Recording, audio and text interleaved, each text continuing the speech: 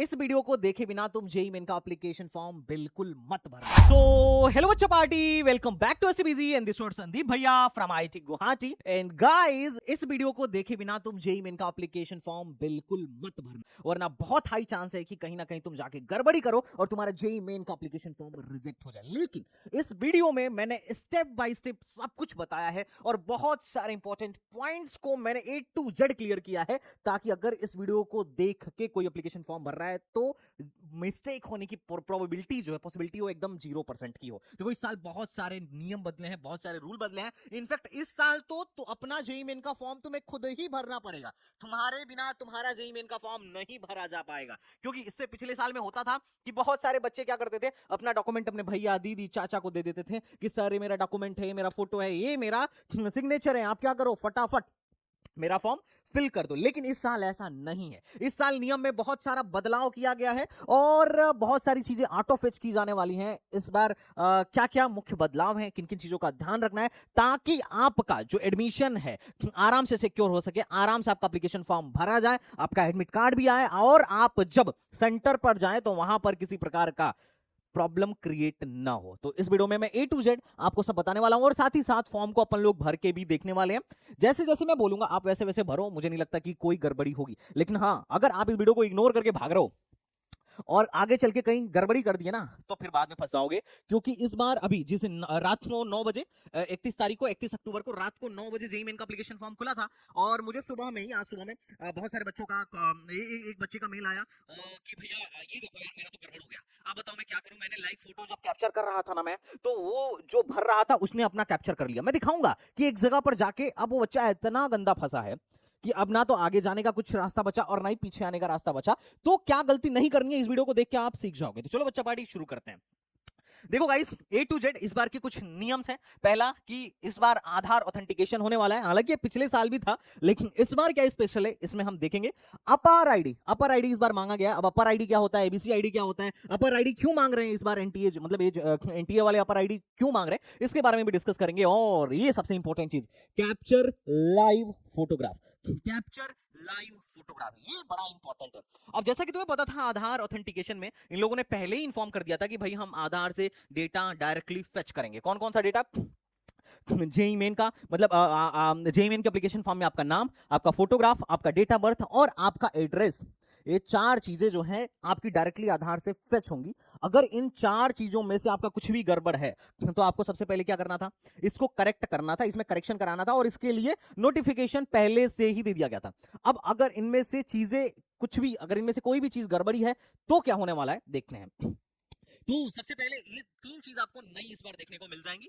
और आधार ऑथेंटिकेशन में आपके चारों चीज, अगर आप फॉर्म को सही ढंग से बिना किसी प्रॉब्लम में आए बिना किसी प्रॉब्लम में आए भरना चाह रहे हो, तो ये चारों चीजें अगर आपकी सही है, स्मूथ है, तो फिर टेंशन लेने वाली बात नहीं है। अब बात करते हैं रिक्वायर्ड डॉक्यूमेंट की, कि क्या क्या डॉक्यूमेंट लगने वाला है। वीडियो में बढ़ने से पहले डॉक्यूमेंट की बात कर लेते हैं, फिर अपन भरेंगे।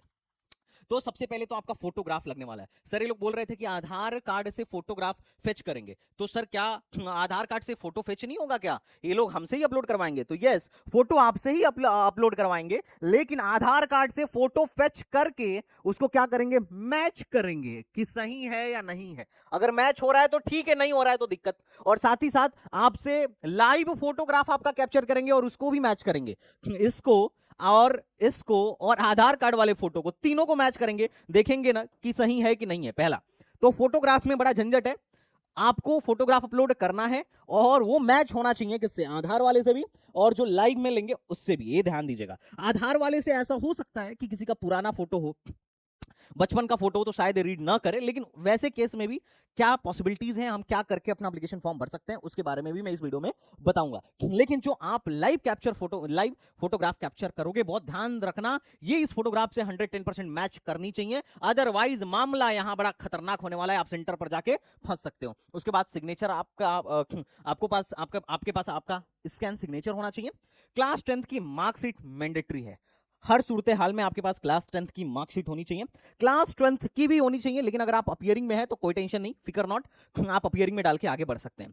अब सवाल है सर, क्या कैटेगरी सर्टिफिकेट हमारा होना चाहिए? तो देखो, जो बच्चा जनरल में है उसकी तो कोई कैटेगरी है ही नहीं, उसको कैटेगरी सर्टिफिकेट की जरूरत नहीं है। लेकिन जो बच्चा ईडब्ल्यूएस है उसका कैटेगरी सर्टिफिकेट होना चाहिए। अगर नहीं है तो फिर आपको ईडब्ल्यूएस मिलना बड़ा मुश्किल हो जाएगा। उस केस में क्या कर सकते हैं ये इस वीडियो में मैं आपको बताऊंगा। ओबीसी सर्टिफिकेट आपको आपके पास होना चाहिए। एससी एसटी वालों के लिए एससी एसटी सर्टिफिकेट होना चाहिए। अगर आपके पास सर्टिफिकेट नहीं है तो मामला गड़बड़ है। अच्छा, सर्टिफिकेट मजे की बात है कि ये लोग अपलोड अभी नहीं करवाएंगे, लेकिन आपका सर्टिफिकेट नंबर होना चाहिए। और अगर सर्टिफिकेट नंबर नहीं है तो आप अभी जाके अप्लाई करवा लेना। क्या पॉसिबिलिटी है वो अभी मैं वीडियो में देखूंगा। Income certificate, no requirement of income certificate, तो ये दो सर्टिफिकेट अपलोड नहीं होने हैं, लेकिन ये सर्टिफिकेट आपके पास होना चाहिए अगर आप रिजर्वेशन का बेनिफिट लेना चाहते हो तो। और रिजर्वेशन का बेनिफिट बहुत ज्यादा है। जनरल और ईडब्ल्यूएस की कट ऑफ में बहुत फर्क होता है, काफी लंबा गैप देखने को मिलेगा। जनरल और ओबीसी की कट ऑफ में बहुत लंबा गैप देखने को मिलेगा। तो अगर आप किसी कैटेगरी से बिलोंग करते हो तो अपनी कैटेगरी मत छोड़ना, मत छोड़ना भैया, हाथ जोड़ता हूं, कैटेगरी मत छोड़ना, कैटेगरी का रिजर्वेशन लेना। ओके, अगर मान लेते हैं तुम्हारे पास कैटेगरी अभी तक बनी ही नहीं है, पहले कभी नहीं बनी थी, तो अप्लाई करवाओ जाके तुरंत तुरंत, और अप्लाई करने के बाद से उसका रसीद नंबर डालो, लेकिन डालो। ठीक है, तो चलो शुरू करते हैं। सबसे पहले यार अगर अपन बात करें तो जेईई मेन का जो एप्लीकेशन फॉर्म है, इंपॉर्टेंट डेट्स की बात कर लेते हैं। तो जेईई मेन का एप्लीकेशन फॉर्म जो है 31 अक्टूबर से 31 अक्टूबर से स्टार्ट हुआ था और 27 नवंबर तक चलेगा। पूरा 28 डेज के आसपास लगभग ये मामला आपका चलने वाला है। तो 28 दिन है आपके पास फॉर्म भरने का। अच्छा, क्या सर सेशन 1 सेशन 2 हम दोनों एक साथ भर सकते हैं? तो आंसर है नो। आप अभी सेशन 1 के लिए भरेंगे, सेशन 2 के लिए बाद में भरा जाएगा। हाँ, आप इसी एप्लीकेशन आईडी से सेशन 2 के लिए बेशक अप्लाई कर सकते हैं, लेकिन अगर कोई सिर्फ सेशन 2 में बैठना चाह रहा है तो उसे अभी अप्लाई करने की जरूरत नहीं है, आप बाद में अप्लाई करना। लेकिन अगर किसी को ऐसा किसी के दिमाग में कि भैया सेशन 1 सेशन 2 दोनों एक साथ अप्लाई कर लूं, तो अभी इस साल ऐसा नहीं हो रहा है। पिछले साल ऐसा था, पहले इसके प्रीवियस ईयर्स में ऐसा हुआ करता था कि हम दोनों एक साथ अप्लाई कर देते थे, पर अभी ऐसा ऑप्शन नहीं है। बाकी आपका एग्जामिनेशन कब होने वाला है आप ये जानते ही हो। आपका जो एडमिट कार्ड है वो जनवरी में आ जाएगा, और जो आपका एग्जामिनेशन है फर्स्ट वीक ऑफ जनवरी में से इंटीमेशन स्लिप आ जाएगी, और फर्स्ट से सेकंड वीक तक आपका एडमिट कार्ड आ जाएगा। और उसके बाद से 21 तारीख से लेकर 30 तारीख तक आपका एग्जामिनेशन चलने वाला है। और इस एग्जाम का रिजल्ट जो है 12 फरवरी को आ जाएगा। मतलब वैलेंटाइन से पहले पहले आपके पास एनटीए के द्वारा दिया गया एक जबरदस्त गिफ्ट, तो ऑलरेडी आपको एक गिफ्ट मिल जाएगा, आपका वैलेंटाइन डे गिफ्ट। तो सो टेंशन मतलब फिकर नॉट। अब बात करते हैं भैया फॉर्म भरने की फीस क्या है। तो देखो सिंपल है। अब ये थोड़ा सा ना ये स्ट्रक्चर देख के थोड़ा तुम्हें भी ऐसा लग सकता है कि यार ये क्या किस हिसाब से इन्होंने बनाया। देखो, अगर किसी को बीई बीटेक के लिए अप्लाई करना है, आर्किटेक्चर के लिए अप्लाई करना है और बी प्लानिंग के लिए अप्लाई करना है, तो क्या सिस्टम है मैं बता देता हूँ। जो पेपर 1 मतलब बीई बीटेक जिसको हम भरने वाले हैं इंजीनियरिंग के लिए, वो पेपर 1 है। बाकी तो 2A मतलब पेपर 2 में एक होता है 2A, एक होता है 2B, तो अलग बात है। लेकिन अगर किसी को बीटेक भरना है, मैं अभी बीटेक के लिए बात कर लेता हूँ, बाकी लोग भी अपना देख लें उसी हिसाब से। तो मेल के लिए 1000 रुपए और फीमेल के लिए 800 रुपए सीधा सीधा लगने वाला है, जो अपने इंडियन लोग हैं। अच्छा, जनरल और ईडब्ल्यूएस के लिए इन्होंने क्या किया है, मस्त 100 रुपए का छूट दिया है कि भाई अगर तुम गरीब हो तो क्या करो, 900 रुपए में अपना फॉर्म भर लो, और फीमेल हो तो हम 800 रुपए में तुम्हारा फॉर्म भराएंगे। बढ़िया। एससी एसटी को सीधे आधा देने का मौका दिया जा रहा है कि भैया 500 रुपए में आप क्या कर लो, फॉर्म फिलअप कर लो। लेकिन हमें ये नहीं समझ में आया कि जब अगर किसी बच्चे को मान लेते हैं बीटेक मतलब पेपर 1 और पेपर 2 एक साथ डालना हो, पेपर 1 मान लो किसी को बीटेक और बीआर एक साथ डालना हो, तो इन्होंने क्या मौका दिया है इसको देखो। ये बोल रहे हैं कि जनरल मतलब अगर आप जनरल का फीस 1000 है, तो अगर आपको 2 पेपर देना है तो आप 2000 भर लो, 2000 दे दो। पर मेरे को समझ में नहीं आया भैया, ठीक है आप जनरल को तो 2000 ले रहे हो, लेकिन आप ईडब्ल्यूएस और ओबीसी को से 2000 क्यों ले रहे हो? इनकी फीस एक फॉर्म की 900 रुपए है। अलग अलग अगर बच्चा भरेगा तो 900 रुपए देगा, और अगर एक साथ कंबाइन करके भर रहा है तो आप 2000 इनसे भी ले रहे हो। पता नहीं कौन सा हिसाब किताब है, कौन सा गणित है, बट एनीवेज अपने को इससे क्या लेना देना है। चलो आगे बढ़ते हैं। अब सबसे पहले अपन चलते हैं कि फॉर्म भैया भरना कैसे है। सबसे पहले आप एनटीए की वेबसाइट पर आएंगे, है ना, मिनिस्ट्री ऑफ हायर एजुकेशन, एकदम इसी वेबसाइट से भरनी है, फर्जी वेबसाइट पे जाके अपना डेटा मत देना। यहां पर जाने के बाद से register yourself for above mentioned examination, इस पर जाके क्लिक करना। बहुत देर से खुला हुआ था ये वेबसाइट, मैं यहाँ गया और यहाँ जाने के बाद से न्यू रजिस्ट्रेशन पर क्लिक किया। अब न्यू रजिस्ट्रेशन पर क्लिक करने के लिए सीधे सीधे अपन जाएंगे सबसे लास्ट में कि हाँ भैया हमने सब कुछ पढ़ लिया है और हम आगे प्रोसीड करना चाहते हैं। अब हम सबसे पहला काम करेंगे रजिस्ट्रेशन का। रजिस्ट्रेशन बहुत ध्यान से करना है, क्योंकि यहां अगर आपने मामला गड़बड़ कर दिया तो मामला यहीं से आपका गड़बड़ होना शुरू हो जाएगा। और एक बार रजिस्ट्रेशन हो जाएगा तो फिर हम आगे एप्लीकेशन फॉर्म फिल करेंगे। आप सबसे पहले क्लास 10th का सर्टिफिकेट लेंगे, और क्लास 10th के सर्टिफिकेट के हिसाब से एग्जैक्टली वही कॉपी में मारेंगे। अगर कुछ आपके आधार कार्ड में मान लीजिए कुछ अलग लिखा है, क्लास 10th के सर्टिफिकेट में कुछ अलग लिखा है, तो भी आपको इस बात का ध्यान नहीं देना है, सीधे क्लास 10th के सर्टिफिकेट को लेना है। आधार कार्ड से मत सारा स्पेलिंग लिखिएगा। जो स्पेलिंग आपके क्लास 10th के सर्टिफिकेट में दिया गया है एग्जैक्टली वही इधर कॉपी पेस्ट मारना है। अभ्यर्थी का नाम, पापा का नाम, माता का नाम, डेट ऑफ बर्थ, बहुत ध्यान से, डेट ऑफ बर्थ और जेंडर, ये करके, ये नहीं कि जेंडर अलग कर दिया है ना, कुछ और जेंडर अपना लिख दिया, लगा दिया ताकि पैसा कम हो जाए, ये सब कुछ भी गड़बड़ नहीं करना है। फिर उसके बाद कंफर्म पर्सनल डिटेल, ऊपर वाली ही चीज वैसे नीचे पूछा है, लेकिन जो ऊपर भरा है एग्जैक्टली वही आपको नीचे भरना है। उसके बाद आपको अपना परमानेंट एड्रेस भरना है। परमानेंट एड्रेस, अब कई बार ऐसा होता है कि परमानेंट एड्रेस में बच्चा जो क्या करता है ना, यहाँ पे सोचता है कि यार स्टेट ऑफ एलिजिबिलिटी में, मान लो मैं यूपी से हूँ और पढ़ता सिक्किम में हूँ, तो बच्चा सोचता है यार एक काम करते हैं स्टेट ऑफ एलिजिबिलिटी सिक्किम डाल देते हैं, तो ये सब नहीं करना है। ध्यान से, यहाँ पर परमानेंट एड्रेस पूछा जा रहा है और यहाँ पर आपका कम्युनिकेशन के लिए करस्पॉन्डेंस एड्रेस पूछा जा रहा है। क्योंकि कई बार ऐसा होता है कि कुछ लोग गांव में होते, गांव के हैं, उनका परमानेंट एड्रेस गांव का होता है, लेकिन रहने लगते हैं रेंट वेंट पर शहर में। अब अगर वो चाहते हैं कि भाई कुछ कम्युनिकेशन हो, कोई चिट्ठी विट्ठी आए तो शहर वाले एड्रेस पर आए, तो यहाँ पर शहर वाला एड्रेस डाल देना और ये तुम्हारा परमानेंट एड्रेस है वो डाल देना। उसके बाद से नीचे जाना, एक बढ़िया सा पासवर्ड क्रिएट करना और यहाँ पर कैप्चा डाल के सबमिट कर देना। अब जैसे ही सबमिट करोगे तो आपके फोन पर इसका ओटीपी वगैरह आएगा, मतलब ओटीपी आएगा और ये वेरीफाई करेगा कि भाई आपका नाम वगैरह यही, मतलब ये आपका ही फोन नंबर है कि नहीं है, ये आपका ही ईमेल एड्रेस है कि नहीं है। अगर आपका ईमेल एड्रेस है तो ऑब्वियसली, फोन नंबर है तो ऑब्वियसली ओटीपी उसी पर आएगा और आप ओटीपी वेरीफाई कर लेना। इसमें कोई रॉकेट साइंस वाली बात नहीं है, ये बड़ा आसान है, जैसे हम पहले करते थे हम वैसे ही करेंगे। उसके बाद सेकंड क्या करेंगे, हम फिर से यहाँ पर आएंगे और यहाँ पर आने के बाद से आप यहाँ पर फिर से आएंगे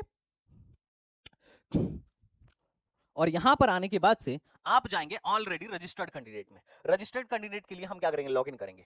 अब जैसे ही आप ओटीपी वेरिफिकेशन कराओगे, जेईई मेन वाले आपको एक एप्लीकेशन नंबर भेज देंगे आपके एसएमएस पर और ईमेल पर, तो उस एप्लीकेशन नंबर को डालो और जो पीछे तुमने यहाँ पर पासवर्ड बनाया था, यहाँ पर जो तुमने पासवर्ड बनाया था, क्या सर ये हमारा पासवर्ड है कुंजी का, तो वो पासवर्ड तुम इधर डाल दो और उसके बाद कैप्चा डाल के लॉगिन कर लो। सिंपल हो गया आपका रजिस्ट्रेशन। और जैसे ही आप लॉगिन करोगे तो ऐसा बढ़िया सा एक पोर्टल तुम्हारे सामने आ जाएगा, एक बढ़िया सा पोर्टल तुम्हारे सामने आ गया।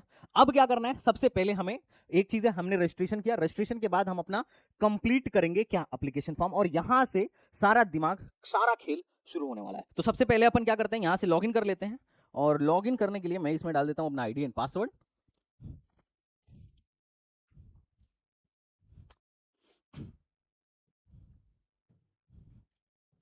कभी कभी आप में भी ऐसा आ सकता है अगर एक सेशन वहां पर ऑलरेडी चल रहा हो तो, ठीक है।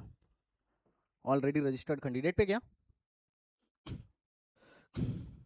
तो भैया मैं वहां जाके आईडी पासवर्ड डाल के क्या किया, लॉगिन कर लिया। अब लॉगिन करने के बाद आएंगे अपन कंप्लीट एप्लीकेशन फॉर्म पर। कंप्लीट एप्लीकेशन फॉर्म पर गया और यहां पर ये सारे स्टेप्स मेरे को कंप्लीट करने हैं। पहला कॉन्टेक्ट डिटेल भरना, दूसरा पर्सनल डिटेल भरना, तीसरा डिसेबिलिटी, अगर कोई डिसेबल है तो उसके पास लेटेस्ट यूडीआईडी कार्ड होना चाहिए, अपडेटेड वाला मतलब, है ना। और तीसरा आइडेंटिटी डिटेल, यही आपका आधार वेरिफिकेशन होगा और यहीं से आपका डेटा फेच किया जाएगा। उसके बाद अपने को अपना अपर आईडी डालना है। अपर आईडी क्या है, ये बड़ा टेंशन चल रहा है बच्चों को, तो अपर आईडी मैं बताता हूं क्या है और कैसे करना है। तीसरा examination city, qualification detail, additional detail और इमरजेंसी कॉन्टेक्ट डिटेल, ये सब कुछ नहीं है, ये इंपॉर्टेंट है। कैप्चर लाइव फोटोग्राफ, इसी से मिलाएंगे सब, कैप्चर लाइव फोटोग्राफ, ये आपका एकदम ये आपका ही होना चाहिए। ऐसा नहीं है कि साइबर कैफे वाले से भरवा रहे हैं और पता चल रहा है कि फोटो उसी का अपलोड कर दिए, क्योंकि भर वही रहा है तो वहां से फोटो ले लिया उसी का और अपलोड हो गया उसी का, आप जाओगे फंस, क्योंकि जैसे ही आप सेंटर पे जाओगे वो देखेगा अरे बाप रे फोटो किसी और का है, आया कोई और है, धरो इसको, है ना। तो ये काम नहीं करना है, ये कैसे करना है मैं आपको बताता हूँ। तो चलो एक एक करके फिल करते हैं, है ना। तो डॉक्यूमेंट अपलोड करने पर अपन एक काम करते हैं, एक एक पे चलते हैं। सबसे पहले कॉन्टैक्ट डिटेल पर चलते हैं। आप कॉन्टैक्ट डिटेल पे जाके A to Z सब भरते जाइए। यहाँ पर आपका पूछ रहा है परिसर नेम, मतलब आप अपना पूरा का पूरा प्रेजेंट एड्रेस, जो भी आपका एड्रेस है जैसे डालना चाहे मस्त डाल दीजिए। और आप अपना मतलब प्रेजेंट एड्रेस मतलब कॉरस्पॉन्डेंस एड्रेस और ये आपका परमानेंट एड्रेस दोनों डाल के सेव एंड नेक्स्ट कर दीजिए। सेव एंड नेक्स्ट करने के बाद से आपका आ जाएगा पर्सनल डिटेल। तो पर्सनल डिटेल में A to Z आप सब कुछ वही डालेंगे जो आपके क्लास 10th में, आपका नाम, आपका डेट ऑफ बर्थ, आपका जेंडर, मतलब सब कुछ। तो अपन क्या करते हैं क्लास 10th के हिसाब से एज इट इज, ये वैसे भी हमने रजिस्ट्रेशन में डाल रखा है तो यहाँ पर कॉपी हो गया, है ना। यहाँ पर जो है ये ध्यान देने वाली बात है, यहाँ पर जो सबसे ज्यादा ध्यान देने वाली बात है वो ये है state of eligibility. State of eligibility में अगर आपने गड़बड़ी की तो वहां से आपका मामला खराब होना शुरू हो जाएगा। स्टेट ऑफ एलिजिबिलिटी क्या है, तो भैया कि कौन से कहां से आप 12th कर रहे हैं, यहाँ पे साफ साफ लिखा है कि 12वीं या समकक्ष परीक्षा जहां से बच्चा उत्तीर्ण करने वाला है या उत्तीर्ण किया हुआ है। आप कौन से स्टेट से बिलोंग करते हैं ये मैटर नहीं करता है, आपने कहां से क्लास 12th किया है ये मैटर करता है। और उसी स्टेट के एनआईटी में आपको रिजर्वेशन मिलेगा, जो 50% का रिजर्वेशन होता है एनआईटीज में, जहां पर होम स्टेट कोटा लगता है। जैसे नॉर्थ ईस्ट में सिक्किम में 7-8 लाख रैंक तक एडमिशन हो जाता है। बाकी क्या है, बाकी किसी भी एनआईटीज में अदर स्टेट से 1 लाख रैंक के बाहर आपको एडमिशन मिलेगा ही नहीं। लेकिन यहाँ सिक्किम वगैरह में, नॉर्थ ईस्ट में बहुत लो रैंक तक एडमिशन हो जाता है। दिल्ली एनआईटी दिल्ली में होम स्टेट वालों को 60-70 हजार 1-1 लाख रैंक तक एडमिशन मिल जाता है, जबकि एनआईटी दिल्ली कितनी टॉप की एनआईटी है उसके बावजूद। तो आप ये मत डाल दीजिएगा कि आप जिस स्टेट से में पैदा हुए हैं वहां आप उस स्टेट का नाम वहां पर डाल दें, वरना फिर गड़बड़ हो जाएगा, क्योंकि वहां की स्टेट में आपको रिजर्वेशन मिलने वाला नहीं, आप आगे चल के फंस जाओगे। तो सबसे पहले अपन क्या करेंगे, स्टेट ऑफ एलिजिबिलिटी में ये डाल देंगे। अच्छा, अगर कोई गलती से गलत डाल भी दे रहा है और मेरी बाद में वीडियो देख रहा है तो परेशान मत होना। काउंसलिंग के टाइम में लास्ट टाइम मौका मिला था कि आप अपना स्टेट ऑफ एलिजिबिलिटी चेक कर लीजिए, चेंज कर लीजिए, और वहां पर भी चेंज करने का ऑप्शन था। तो अगर किसी का कुछ गड़बड़ हो जाता है, टेंशन मत लो, मुझसे कॉन्टैक्ट कर सकते हो। काउंसलिंग में संदीप भैया पूरी हेल्प करेंगे। ओके, अब यहां पे आपको कैटेगरी चूज करनी है, और जो भी कैटेगरी आप चूज करेंगे उसका आपको आईडी देनी पड़ेगी। ध्यान रखना, उसका आपका आईडी नंबर, सर्टिफिकेट नंबर आपको देना पड़ेगा। जैसे मान लेते हैं मैंने इसके में चूज किया था ओबीसी एनसीएल, तो अब ओबीसी एनसीएल अगर इसने चूज किया तो ये पूछेगा कि आपके पास ओबीसी एनसीएल है या नहीं है। या तो आपके पास पहले से होना चाहिए, और अगर नहीं है तो आपने अप्लाई कर दिया है। कि जैसे है आंसर है कि मेरे पास है नहीं, लेकिन मैंने क्या कर दिया, अप्लाई कर दिया। तो ऐसे केस में आप नो कर दीजिए। अगर आप नो करेंगे तो बोलेगा अच्छा जो अप्लाई किया उसका रसीद नंबर डालो, और किस डेट को अप्लाई किया था वो भी यहां पर डालो, है ना। और प्राधिकारी का नाम, जहां श्रेणी पर, मतलब नेम ऑफ अथॉरिटी का भी नाम डालो, मतलब अथॉरिटी का भी नाम डालो, जहां मतलब जिस भी कैटेगरी के लिए तुमने अप्लाई किया है। तो ये 3 चीज मांगेगा। तो जैसे अभी इस बच्चे का जिसका मैं भर रहा हूं उसके पास है पहले का। अगर आपके पास पुराना भी हो तो अभी के लिए डाल सकते हो, कोई ऐसी टेंशन वाली बात नहीं है। वैसे भी अगर आप इस बार बनवा भी रहे हो अभी 2025 में, तो भी काउंसलिंग के टाइम में 1 अप्रैल के बाद का चाहिए होगा। मतलब एक बार आपको फिर से कैटेगरी सर्टिफिकेट बनवाना होगा। अगर आप अभी बनवा रहे हो तो भी आपको काउंसलिंग के टाइम पर नया कैटेगरी सर्टिफिकेट बनवाना ही पड़ेगा।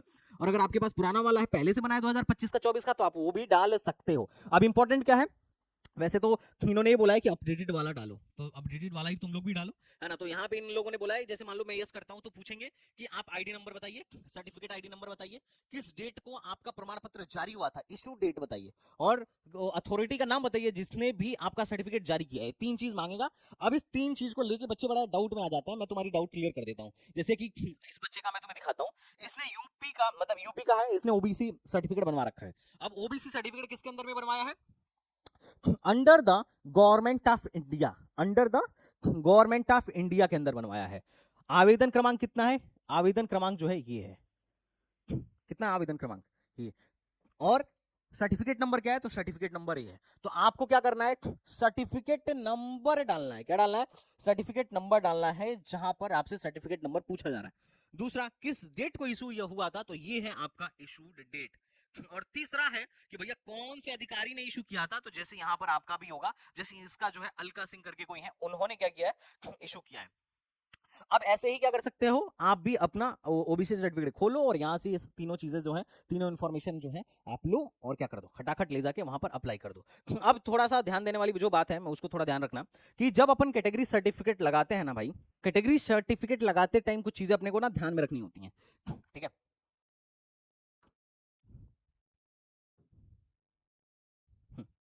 कैटेगरी सर्टिफिकेट लगाते टाइम ना अपने को कुछ चीजें ध्यान में रखनी होती हैं। कहां चले गए अपन, कि ओबीसी कैटेगरी सर्टिफिकेट जो है वो आपका सेंट्रल गवर्नमेंट का होना चाहिए। जहां पे इन लोगों ने लिखा, मतलब इन्होंने डाल भी रखा होगा कि सेंट्रल गवर्नमेंट का होना चाहिए। सेंट्रल लिस्ट में आप अगर ओबीसी आते हो तो ही आप लगाओ। अगर आप स्टेट गवर्नमेंट के अंदर ओबीसी हो और सेंट्रल में जनरल हो, तो आपको जेई मेन में आईआईटीज एनआईटीज और ट्रिपल आईटीज के लिए ओबीसी नहीं माना जाएगा, जनरल माना जाएगा, क्योंकि आप सेंट्रल लिस्ट में आते हो। अब इसका सबसे बढ़िया सोल्यूशन है कि देखो यार, अगर तुम्हें लग रहा है कि मेरी तैयारी बहुत अच्छी है, मैं आईआईटी एनआईटी ट्रिपल आईटी जाने वाला हूं, तो फिर तो तुम एज ए जनरल अप्लाई करो, अगर सेंट्रल में जनरल हो तो। और अगर तुम्हें लग रहा है नहीं हम स्टेट कॉलेज में ही एडमिशन लेने वाले हैं, मेरी तो बहुत अच्छी तैयारी नहीं है, तो तुम स्टेट गवर्नमेंट में अगर एडमिशन लेना है, तो स्टेट गवर्नमेंट वाले सेंट्रल को नहीं मानते हैं कि सेंट्रल में तुम जनरल हो क्या हो, वो लोग ये मानते हैं कि तुम स्टेट में क्या हो। तो तुम वहां पे अपने हिसाब से स्मार्टली यहाँ पर चूज कर सकते हो कि तुम्हारा डिसीजन क्या है। तो अपन यहाँ पर सब कुछ भरेंगे, ये थोड़ा सा इंपॉर्टेंट था जिसको मैंने एक्सप्लेन कर दिया। तो आप इसको सब कुछ भर दो। क्या आपको मधुमेह है? ऑब्वियसली डायबिटीज नहीं है। रेजिडेंस क्या है, रूरल अर्बन जो भी हो। आपके फैमिली की इनकम क्या है, जैसे मान लो फैमिली की इनकम जो है 8 लाख के नेबब है। अब 8 लाख के नेबब है तो आप ओबीसी नहीं हो, ऑब्वियसली बात है। आप क्रीमी लेयर में आ गए, तो जो भी है आप यहाँ पर सारा का सारा क्या कर सकते हो, भर सकते हो। मैंने ऐसे ही कुछ भी डाल दिया है। नेक्स्ट, अब आते हैं डिसेबिलिटी पर। अगर कोई पीडब्ल्यूडी है तो उसे अपना यस करना है, और यस करने के बाद से आपको सब कुछ भरना है कि नाम क्या है, और क्या डेट ऑफ बर्थ है, जेंडर क्या है, और आपके पास यूडीआईडी सर्टिफिकेट है या नहीं है। अगर नहीं है तो आपके पास डिसेबिलिटी सर्टिफिकेट है या नहीं है। तो आपको इसको बहुत अच्छे से भरना है। जो लोग भी क्या है, डिसेबिलिटी के कैटेगरी में आते हैं, जो भी डिसेबल कैंडिडेट हैं, जो भी दिव्यांग बच्चा है, वो इसको अपना क्या करे, फटाफट जाके इसको भरे। अब आता है आपका आइडेंटिटी डिटेल। ये सबसे ज्यादा इंपॉर्टेंट है मेरे भाई, आइडेंटिटी डिटेल सबसे ज्यादा इंपॉर्टेंट है। यहां पे आपसे आधार वेरीफाई करवाएगा, और Aadhaar verification is a very very important verification. और देखो यहां पर इसने 4-5 चीजें बच्चे का लिया है। पहला तो इसका फोटो इसने आधार से फेच किया है। देखो आपको क्या करना होगा, कुछ नहीं, आप अपना आधार नंबर डालना। आधार नंबर डालने के बाद से ये ओटीपी भेजेगा उसको वेरीफाई करने के लिए, जिस नंबर से आपका आधार कार्ड लिंक है। अब अगर आपका आधार कार्ड किसी नंबर से लिंक नहीं है, या जिसमें नंबर से वो लिंक है अगर वो नंबर बंद हो चुका है, तो आपकी भैया शामत आने वाली है। फिर आप पैन कार्ड से भी कर सकते हो, ऐसा कोई वो नहीं है ना। आप क्या करो, आइडेंटिटी डिटेल पे, मतलब आप जैसे ही ओटीपी डालोगे तो वहां से आपका डाटा खट खट खट खट फेच करेगा। सबसे पहले आपका एक फोटो फेच कर लेगा। फोटो फेच करने के बाद आपका आधार नंबर क्या है, आपका नाम क्या है, आपका नाम एकदम करेक्ट होना चाहिए, मैच करना चाहिए। दूसरा, आपका जन्म तिथि क्या है, आपका जेंडर क्या है, आपका एड्रेस क्या है। तो ये चीजें जो है, मतलब कौन से राज्य से और कौन से जिला से हो, ये चीजें यहाँ से क्या कर लेगा, फेच कर लेगा। और इन्होंने साफ साफ लिखा है, your identity has been established as per Aadhaar, the detail submitted will be reviewed and used by NTA for the analysis. हाँ है ना। तो ये चीज है कि इन्होंने बोला है कि ये चीज क्या है, एनटीए रिव्यू करेगी और एनालाइज करेगी कि आपका सब कुछ ठीक है या नहीं है, आपके डिटेल से आपका आधार कार्ड मैच कर रहा है या नहीं कर रहा है। तो ये चीज आपको थोड़ा ध्यान रखना है। और उसके बाद ये आ जाता है अपर आईडी। अब ये अपर आईडी क्या है सर, तो देखो ये जो अपार आईडी है, ये थोड़ी सी इसके बारे में बता दूं। इसको बोलते हैं automated permanent academic account registry ID. जैसे पहले एबीसी आईडी होता था, अभी भी है, वैसे ही एक अपार आईडी है। अपार आईडी क्या है, एक हर एक स्टूडेंट का एक यूनिक आईडी है। और ये बनाया गया था मिनिस्ट्री, एजुकेशन मिनिस्ट्री और डिजी लॉकर की हेल्प से, ताकि हर एक बच्चे का जितना भी एकेडमिक सर्टिफिकेट्स है वो सब एक जगह क्या हो सके, स्टोर करके रखा जा सके। इसका ऐसा कुछ कॉन्सेप्ट समझ सकते हो। आगे चल के अगर अभी तुम ट्रिपल आईटी दिल्ली के काउंसलिंग में बैठोगे तो वहां पे भी वो मांगे, सॉरी ट्रिपल आईटी दिल्ली बोल रहा हूँ, लास्ट टाइम कहाँ मांग रहा था, ट्रिपल आईटी बेंगलुरु। जब अपन ट्रिपल आईटी बेंगलुरु के लिए अप्लाई करवा रहे थे बच्चों का ना, तो वहां पे भी वो मांग रहा था अपर आईडी दो, है ना। तो अपर आईडी तुम कैसे बना सकते हो, तो तुम इसको डिजी लॉकर की हेल्प से आराम से बना सकते हो। ये कुछ नहीं है, जैसे एबीसी आईडी है वैसा ही है ना। डिजी लॉकर की हेल्प से आप इसको आराम से बना सकते हैं। और अभी के लिए अगर आपके पास अपार आईडी नहीं है तो भी इतना टेंशन वाली बात नहीं है, आपका फॉर्म नहीं रुकने वाला है। आप यहाँ पर सिंपली अगर है तो यस सेलेक्ट करो, और अगर नहीं है तो नो सेलेक्ट करो। वैसे जब तुम कॉलेज में जाओगे, जैसे मैं आईटी गुवाहाटी में हूँ, यहाँ पे क्या है कि ये लोग ना अपार आईडी क्या है कि ये लोग अपार आईडी जो है बनवाते हैं। तो जैसे हम लोग का अपर आईडी कॉलेज में आके बना, हमारा भी पहले नहीं था, और पहले तो ज्यादातर ये मांगता भी नहीं था। एबीसी आईडी भी अपन लोग को बनाना पड़ा, क्योंकि न्यू एजुकेशन पॉलिसी के तहत क्या ना कि क्रेडिट भी ट्रांसफर हो सकता है एक कॉलेज से दूसरे कॉलेज में। एनपीटीएल के लेक्चर्स, कई बार ऐसा होता है कि मान लो कोई सब्जेक्ट है 3 या 6 क्रेडिट का, और मैं चाहता हूँ कि यार मैं ना एनपीटीएल से पढ़ रखा हूँ पहले से, और उसकी क्रेडिट इधर आईआईटी में ट्रांसफर हो जाए, तो बहुत सारे आईआईटीज में, बहुत सारे कॉलेजों में क्रेडिट ट्रांसफर भी हो सकता है। तो उसके लिए एबीसी आईडी बना हुआ है, जहां पर हम एनपीटीएल के जितने भी लेक्चर्स करते हैं ना, उसका क्रेडिट स्टोर हो जाता है वहां पर। वो आगे की बात है, वो खैर तुम कॉलेज में आओगे तब समझोगे, है ना। पर अभी क्या है, अपार आईडी तुम क्या करो, खड़ाक से बना लो। नहीं भी बनाना है तो कोई दिक्कत नहीं, इतना हेडक नहीं लेना है, नो करके सबमिट करके आगे बढ़ जाओ। अब आगे चलते हैं अपन, अपार आईडी के बाद है अपना एग्जामिनेशन सिटीज। तो जिस भी सिटी में भैया तुम आना चाह रहे हो, तुम देखो यहाँ पर अप्लाई करने का ऑप्शन क्या आ रहा है। आप क्या कर सकते हैं, एक पेपर के लिए अप्लाई कर सकते हैं, और यहाँ पे देखो सेशन में सिर्फ सेशन 1 ऑटोमेटिक सिलेक्ट होके आ रहा है। मैंने इधर कुछ किया नहीं है, आप चाहो तो तीनों के लिए अप्लाई कर लो, आप चाहो तो किसी एक के लिए अप्लाई करो। तो अगर अपने को बीटेक करना है, आईआईटी, एनआईटी, ट्रिपल आईटी या किसी भी इंजीनियरिंग कॉलेज से इन जनरल, तो मैं तो ऑब्वियसली पेपर 1 पे क्लिक करूंगा, और पेपर 1 पर क्लिक करने के बाद से मेरे को कौन कौन से लोकेशन पर एग्जाम देना है, मैं कहाँ कहाँ सेंटर चाहता हूँ, मैं वो 3-4 पकड़ के यहाँ पर डाल दिया कि भाई मुझे उत्तर प्रदेश में कानपुर, अलीगढ़, आगरा, लखनऊ जैसे शहर में मेरे को क्या चाहिए, ये चाहिए। तो सिंपल यहाँ पर मैंने डाल दिया। अब आते हैं क्वालिफिकेशन डिटेल में। क्वालिफिकेशन डिटेल में आप अपना क्वालिफिकेशन एग्जैक्टली क्लास 10th का भरो और क्लास 12th का भरो। अब क्लास 12th का जब भरो तो वहां पर थोड़ा सा आपको क्या करना है, ध्यान देना है कि जो बच्चे ऑलरेडी पढ़ चुके हैं उनके लिए कोई टेंशन वाली बात नहीं है, वो अपना सब कुछ डाल देंगे। उनके पास ऑलरेडी उनका मार्कशीट भी है, उनके मार्क्स भी आ चुके हैं। लेकिन जो इस साल अपीयर होने वाले हैं उनको क्या करना है, अपीयरिंग पर क्लिक करना है और जस्ट जाके अपीयरिंग पर क्लिक कर देना है और उसके बाद अपना वो अपना आगे का फॉर्म क्या कर ले, फिलअप कर ले। अब आते हैं नेक्स्ट पर। उसके बाद आता है एडिशनल डिटेल। एडिशनल डिटेल में कुछ नहीं है, यही पूछेगा कि क्या आप लोग जुड़वा हैं या नहीं है। तो ऑब्वियसली अगर जुड़वा हो तो डालो, अदरवाइज छोड़ दो। जन्म स्थान क्या है, राज्य क्या है और डिस्ट्रिक्ट क्या है, ये जानकारी आप देके आगे बढ़ जाओ। इमरजेंसी कॉन्टैक्ट नंबर, इसको ये वेरीफाई करवाएगा।